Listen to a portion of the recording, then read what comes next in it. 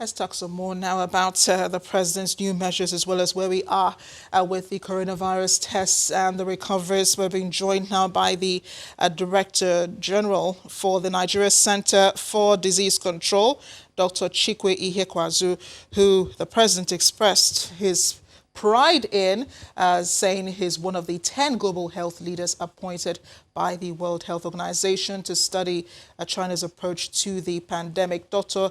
Ihekwazu, thank you so much for joining us on the news at 10 tonight. We know long days, long nights for you. We understand, and we do appreciate, all the work you're putting into this. Now we have a lockdown in two major cities in Nigeria, Lagos State and the FCT. What does that mean then for those who are currently in isolation and those that may come up with symptoms of COVID-19 during this period? Yeah, thanks, Amarachi, and good evening, Nigerians. What we learned from the trip that you referred to, our trip to China a few weeks ago, is there are interventions that do work. We've seen a large outbreak in China, but we've also seen the most astonishing reduction in cases in that country over a short period of time. Now, what did they do? They implemented what are called non-pharmaceutical interventions. So really appealing to the people of China that they needed to sacrifice on behalf of their country. What was that sacrifice? It meant staying indoors for long periods, stopping mass gatherings, and carrying out personal hygiene, keeping your hands clean, and just generally increasing the distance that we have from each other. Now, these are not easy measures. They were not easy in China, and they will not be easy in Nigeria. But it's a price that we have to pay.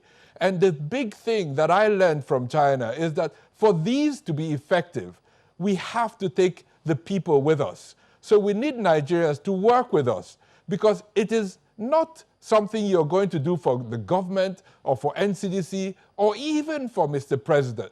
This is something we have to do for ourselves and for the survival of our country and its people. So Mr. President's appeal today, and the reason it has taken so long to do, is because these are not easy measures.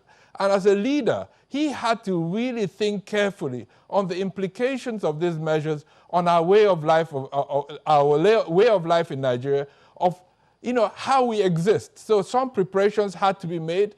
These have been made over the last few weeks, and now we have to implement these measures. So I'll join him in appealing to all Nigerians to come along with us, to work with us, to do their bit, to hold each other accountable in our society, in our villages, support each other. But the most important thing, over the next 2 weeks, the success of our measures depends ultimately on how much Nigerians work with us, work with Mr. President to see that we're all kept safe and we can reduce and bend the curve of transmission of this outbreak sooner than it's happened in most other countries. This really is our challenge as a society over the next 2 to 3 weeks. A challenge indeed, Dr. Ihekwazu, because you might have to keep repeating these instructions over and over again. The issue of testing and the rate at which it's coming, will there be an increase of testing in the coming days, as we've seen in some developed countries? Because the main purpose of people staying indoors, of course, is so that you can identify quickly those who have been infected and those who are showing symptoms or not. How quickly can the testings be done, and do you have enough kits for these? So Amarachi, this is a very important question and one that we're confronting hands-on. All across the country, both in existing labs and in new labs, we're working extra hard to roll out, increase the throughput of testing, bring new labs on board. Unfortunately, this is not something that you can plug and play. It's a very difficult process. I equate it to people saying, why don't we have power? Why can't you build new power plants? Unfortunately, these things can't happen overnight. So we're working very hard. On the other hand, we really need the cooperation of Nigerians. We need to test those that require the test. We have publicized new case definitions today. Go on our website, visit our Twitter handle. There are people that need the test. But by running to NCDC when you don't need the test, you clog up the system.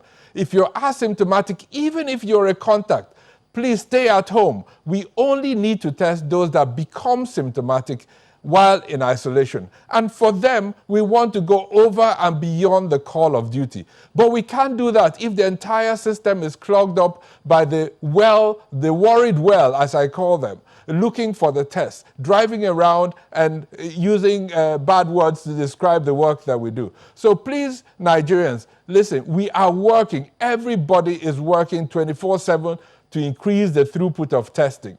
There are a lot of things going around. Rapid diagnostic test kits being bandied. None of them work. If they work, I would go to bed and my problem will be solved. But I cannot advise on the use of test kits that I have no idea if a positive is a positive or a negative is a negative. So Nigerians, please be patient. The team is working around the clock to make sure we increase the turnaround time for testing, make sure we can deliver this test from everywhere in the country. Not every village in Nigeria needs to have a lab. So as we set up new labs, we're improving our sample transportation system so we can get the test from where you are to the lab and get the results back to you. The success ultimately depends on testing the right people with the right indications at the right time. And that means that many people that want the test because they want to be sure cannot have the test. They need to stay at home. And if they have symptoms, call us, at least for now. Once we've improved capacity and increased our ability to test more people, then we'll invite all the worried well into the hospitals and give them as many tests as they want.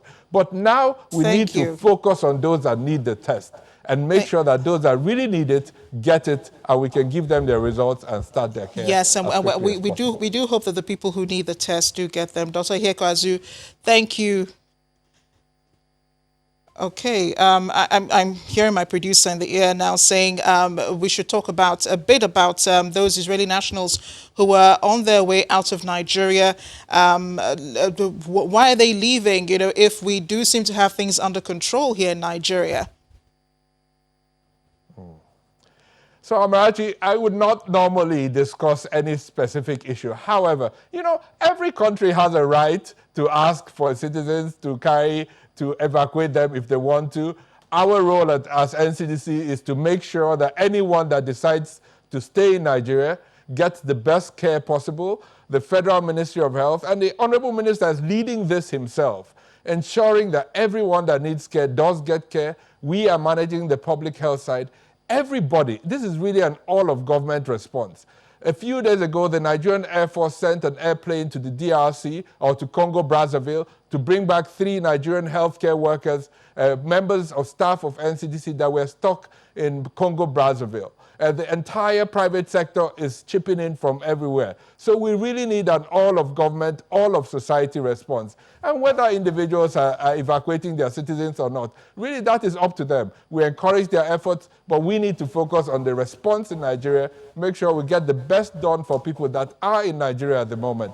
And that is the commitment that the entire NCDC staff and everyone in the Federal Ministry of Health and across government is working very hard to achieve for all of us.